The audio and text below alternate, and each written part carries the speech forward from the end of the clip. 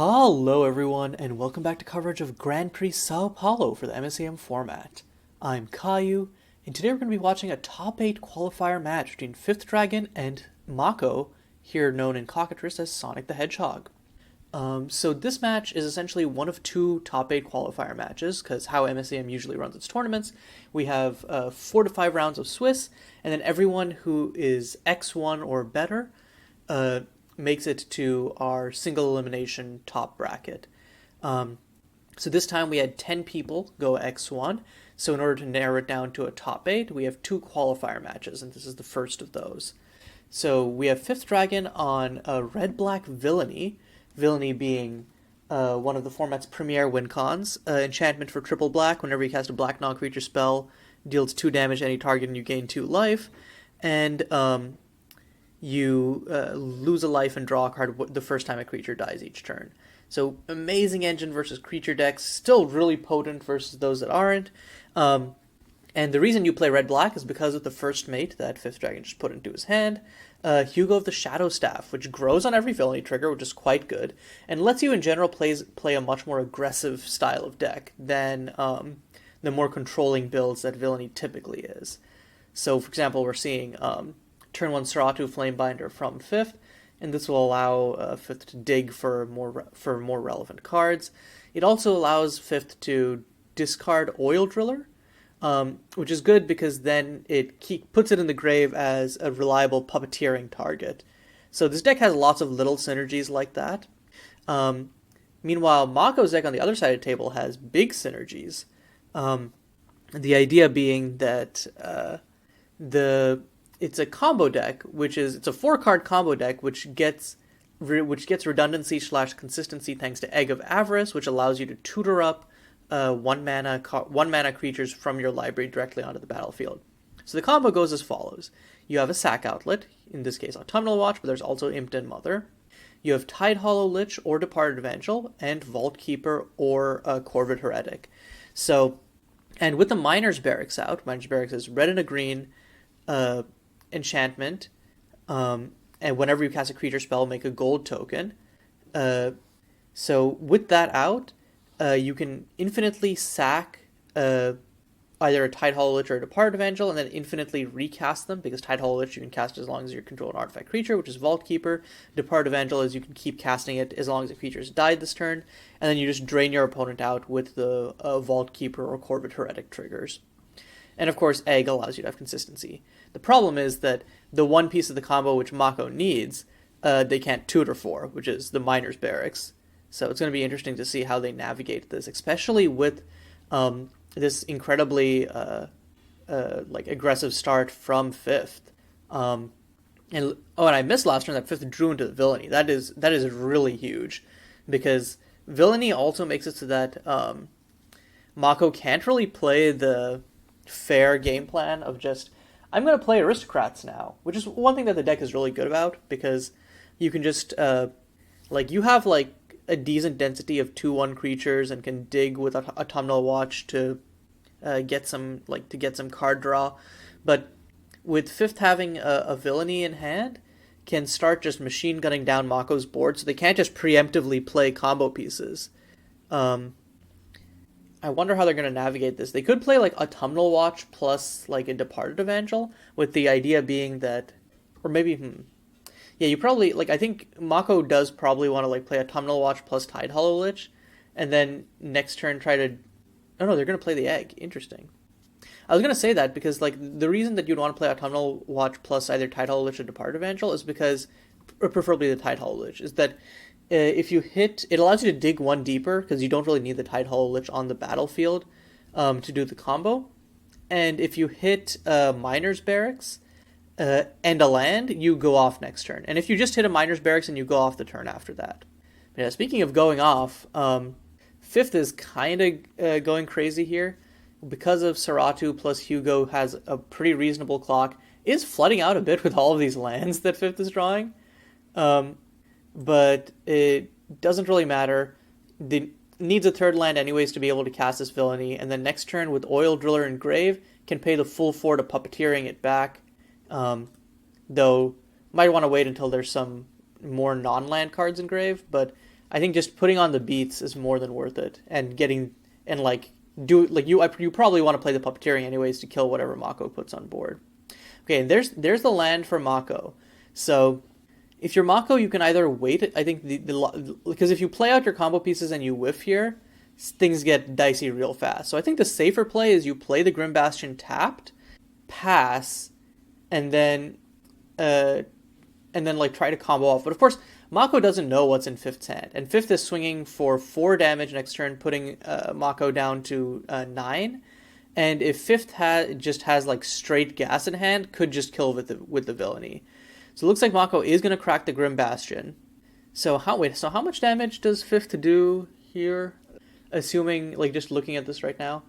Because they get back Oil Driller, so they do a total of 10 damage. So Mako is not dead yet. And also they still have blockers, so reasonably fair. So Mako's playing out the Autumnal Watch first. Yeah, the problem is they can't cast a Miner's Barracks this turn if they do this. So I think this is actually kind of... I guess the idea is if they Villainy trigger your Autumnal Watch... No, because you can't Egg of Avarice at instant speed. So, yeah, this is actually dicey. This is legitimately dicey, playing out the Autumnal Watch here.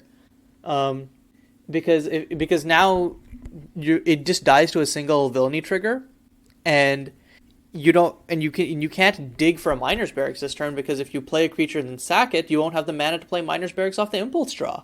So I'm not sure what Mako's plan is here. They're going to run out the Tidehollow Lich as well, and pay 1 for the Vault Keeper. I guess just trying to put a lot of bodies on board to eat Seratu plus Hugo, but then the Tidehollow can't block, and if you double block Hugo, you lose both Vault Keeper and Autumnal Watch, so this seems like a bad plan. Fifth, top decking Bloodjade Prophet. This has been a favorite of Fifth's and has been played in many a different build of Black-Red Villainy. Just the ability to gas back up is well worth not playing another black non-creature spell. The question is, will Fifth just Puppeteering here? Oh, it looks like tapping 4. That is looking like Puppeteering mana. Yup. And wait, this is any graveyard. Mako does not have anything in graveyard. So it is just going to be Oil Driller coming down and is going to salvage the 2 lands, it looks like. And does have the Villainy trigger off the Puppeteering. You probably just kill the Autumnal Watch here. That's the scariest card on the board. Oh no, it's going to target the Vault Keeper. Interesting. The reason I'm saying this is because Autumnal Watch can just sack Tidehollow Lich and then get a Miner's Barracks if needed. So, in response, Mako is going to sacrifice the Vault Keeper to Autumnal Watch to prevent Fifth from gaining the life, exiling his Stolen Secrets off the top. Oh, and also, it looks like Fifth actually got a Puppeteering off the randomness from Oil Driller, which means that can turn after turn keep bringing back the Oil Driller, which is pretty treacherous. But even without this, like, drew the Unearth off the Villainy trigger, so has a guaranteed way of bringing back Oil Driller regardless. And wow, Fifth is going to swing 7. Mako is just going to take it all. Fifth just going to grab back the Puppeteering probably. So with Puppeteering plus Unearth has a guaranteed kill regardless of board, because what you do is you play Unearth, you then, while Unearth is on the stack, play Puppeteering, so that they both have valid targets, because Puppeteering is an instant, and then you have 2 Villainy triggers as a result, and that deals 4 damage to face. And yeah, Mako just has no outs. Without the Miner's Barracks, the deck just kind of floundered in the water. Interesting. Yeah, I guess can still play the Stolen Secrets to make Fifth discard the Puppeteering. But then, again, they still don't have, like, an out here. Because what happens is, Mako has to play the Vault Keeper, because they need to be able to double block Hugo. But then Seratu still hits in because Tidehollow Lich can't block, and then Unearth on its own deals 2 damage to face. This is not even factoring in the fact that Unearth is bringing back Oil Driller. So this is, like, very much game. Mako is going to sacrifice the Tidehollow Lich, digging for a Miner's Barracks. Should have done this first, is the thing. Because if Mako had done this first and hit, then they would have been able to play Vault Keeper and then go off. But since they hit the Autumnal Watch, this game is pretty over. And yep, Mako concedes, and we're going to a game 2. And again, Mako had all of the pieces except their most important one. And as a result, they just kind of floundered for a few turns, giving Fifth the time to just put the beats on them. But yeah, let's look at sideboarding real quick before we get into game 2. Oh, but before I could even pull up the sideboarding deck list, these players are getting right into it.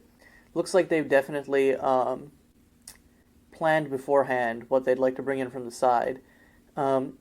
Fifth does have what I assume is a sideboard flaming point technique to be able to kill Egg of Avarice, but doesn't have any red sources for it. I'm also assuming the Ignition Ritual is from the side.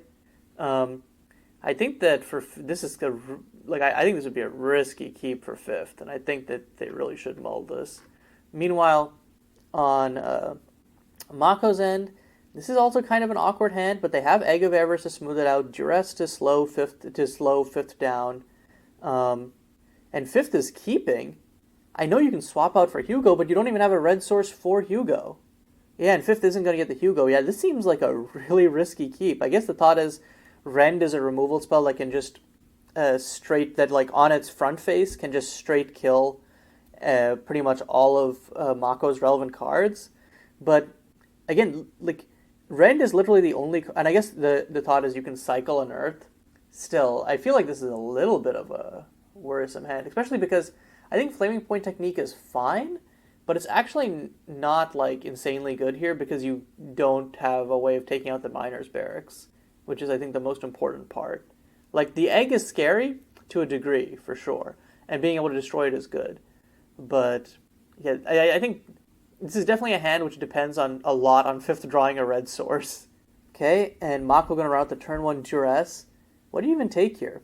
You can take Flaming Point technique or Rend to prevent a Flaming Point technique for the egg, but I think you probably just take Rend so you can protect your pieces, and then if Fifth draws a red source, then sucks to suck.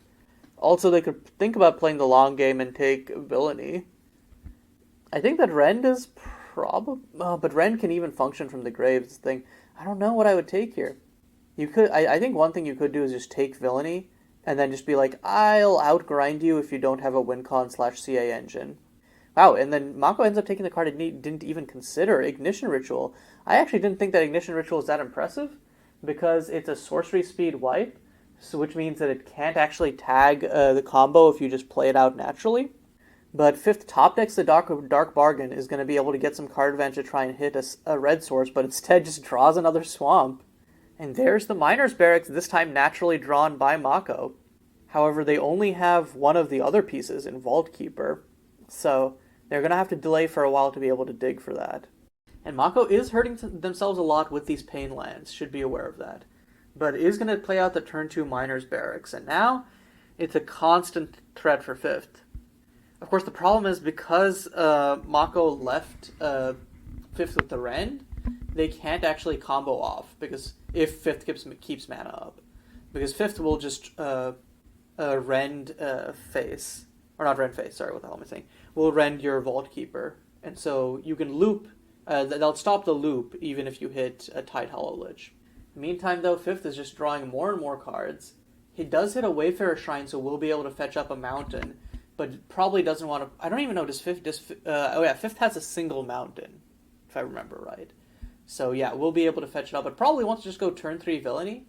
Okay, Corvid Heretic. These are technically redundant pieces of the combo, so not what you really want to draw. The good part about it is, what you can do is you play Corvid Heretic or Vault Keeper, make a gold, probably the Vault Keeper so you can drain 1. Then you can... actually, no, you probably want to play the Corvid Heretic. And then you play Egg of Avarice using the gold plus the Crumbling Precipice, and then you can sack it to find a relevant combo piece. Of course, the issue with that is then Fifth just untaps and rends it to kill it. And you know that Fifth also has a Flaming Point technique for your Egg of Avarice, which could really leave Mako just out of the water in terms of resources. Like, these back-to-back Dark Bargains really just put Fifth over the top in terms of resources. Okay, and then drops the Vault Keeper. Interesting. I guess the idea... and is going to pay 2 for Egg of Avarice. Okay. So what can Mako search up here? They can get Autumnal Watch, but then that just gets instantly killed. Tide Hollow Lich that also dies. Yeah, like, Departed Evangel is the only card you can get that doesn't really die, but then like Fifth can just kill your other combo piece by just rending the Corvid Heretic. So I don't know. It's just dicey. So is gonna Egg of Avarice the Corvid Heretic. Oh, I forgot that Mako had these in the deck. Yeah, okay. You're just gonna grab an Ombridu Goliath, and that helps with the aggro plan. That is just a big 9/9. Fifth can answer this by, or actually, oh, that's interesting. Yeah, so Fifth can kill the Ombridu right now. You rend, then you play Duress. You play a Rend, Duress, and then you exile Rend, killing the Ombridu. Which Fifth definitely wanted to play the Villainy here, but then is going to play it eminently safe. And this is also good because it forces Mako to discard the Pit Bolt. The Pit Bolt would have killed the Villainy. So now Mako's entirely out of resources other than this Vault Keeper. And Fifth can next turn untap Villainy, and then like Flaming Point Technique, or just crack a Dark Bargain for something else. Ooh, Stolen Secrets for Mako. An interesting top deck. Especially given that Mako already had the turn 1 Duress. So knows that they can name like instant or enchantment. Oh yeah. Is going to name enchantment, force Fifth to discard the Villainy. Now Fifth has interaction, but in the Flaming Point Technique, but not much else. But Fifth can just cycle Unearth, crack the Dark Bargain, and to get some more card advantage, and probably just destroy Egg of Avarice. Okay, Puppeteering. Again, I think the problem is like without creatures in grave, this Unearth, the Puppeteering is far worse than Unearth because you can't just cycle it. It does make for free Villainy triggers when it exists, but not right now. So it looks like Fifth is going to crack for red. Going to destroy the Egg of Avarice before Mako gets to untap. Yup, Flaming Point Technique on the Egg of Avarice. So Mako saying no tutors for you, and then on it, and then can hold up Cycling Unearth plus Dark Bargain on end, just to draw 2 extra cards and potentially hit a win con. Oh, Autumnal Watch out here. Mako is getting closer and closer to actually having the I don't think you play the Autumnal Watch. I think you hold it up and keep it safe. Oh, Fifth. Oh, interesting play by Fifth. Is going to Puppeteering at instant speed, actually, because you can grab your opponent's creatures. So it's going to Puppeteering at instant speed, grab Ombridu Goliath, which comes down as a 5/5, block Vault Keeper. Next turn can play out his hand and just kill Mako, or effectively just kill because hits for 13 damage. And then Mako can't use either of their pain lands. Oh, hold up. That's actually so big. And I mentioned that it grabs all graveyards as well. I just completely forgot. It's just not like... I feel like when you're looking at Unearth and the same thing, you just forget. And Mako definitely forgot as well. So, Mako, yeah, now Mako is forced to play out the Autumnal Watch in order to act as a blocker for Ombridu. But if Fifth top decks like a Rend here, it is just game over immediately. Mako is thinking, should they sack the Autumnal Watch to itself? But, like, no. Absolutely not. That's literally your only option. Like, yeah, that's the only thing they could be thinking about, and it would be an absolutely bad option because it leaves you potentially dead on board if Fifth can dump his hand. Okay, Moment of Truth. What is Fifth going to draw? Saratu Flamebinder. Okay, so it can still empty their hand, but they can't kill this turn. Still kills next turn, though. And yeah, they are just going to cycle. Okay, they're going to cycle the Unearth. Oh, they can still find a kill spell off of the cycle. Okay. Okay, draws an Oil Driller. Kind of, right as you've used your reanimation spells, you draw your reanimation target. Unfortunate. So Ombridu's going to swing as a 9/9 this turn. And yep, there it goes. Mako can just take... Oh, Mako's going to block the Autumnal Watch. And sack it to itself. Hits a Duress. Yeah, I guess that Duress wouldn't have been very good off the top. But I think Mako had to keep the Autumnal Watch. The reason being that is like... That's your only way to win is to combo off. But also, God, as I say that, they top deck the second Pitwell. They can now kill the Ombridu Goliath and buy themselves some more time. Okay, Fifth drawing gets Unearthed plus the Oil Driller can just empty the hand now. Oil Driller coming down, and there's a plethora of juicy targets for it to potentially salvage right here.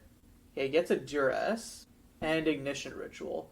neither of which are particularly great in this situation. Actually, you would have preferred the Dark Bargain, Villainy, another Flaming Point technique just in case. But yeah, I mean, you'll never say no to card advantage because salvage basically means you get to put that card into your hand when you deal combat damage to a player. So, and now Fifth gonna swing out. Again, this is lethal if Mako doesn't have the kill spell for Ombridu, but Mako does. He's gonna kill the Ombridu Goliath, but still takes 5 damage. Fifth gets to get back an Ignition Ritual or a Duress. Probably you want the Ignition Ritual. And has lethal on board next turn, or not on board, but has lethal effectively next turn because of Saratu plus Unearth. And yeah, again, with Mako being completely out of resources, they can't combo off now. Okay, gonna use Saratu Flamebinder's Rummage trigger to discard the Duress and to draw something else. Because yeah, I don't think they wanted either of those. They just hit a land. Is that really better? Okay. And this is another draw step of truth here. And a Swamp. And with that, I don't think Mako has anything they can play from their graveyard either. And I think, yeah, that is just game. Fifth unearths the Oil Driller and just kills. I think they're probably going to try and Dark Bargain first. Oh, no? Oh, no, Saratu Flamebinder ability, it looks like. Exiling 2 cards to poke Mako for 2. But I actually think that maybe the better play here would have been crack some Dark Bargains, and then to try and hit a hand attack spell, just in case Mako has removal. But again, it does not matter. Oil Driller's coming down, and that's exactly lethal on Mako. And with that, Fifth solidifies his spot in top 8.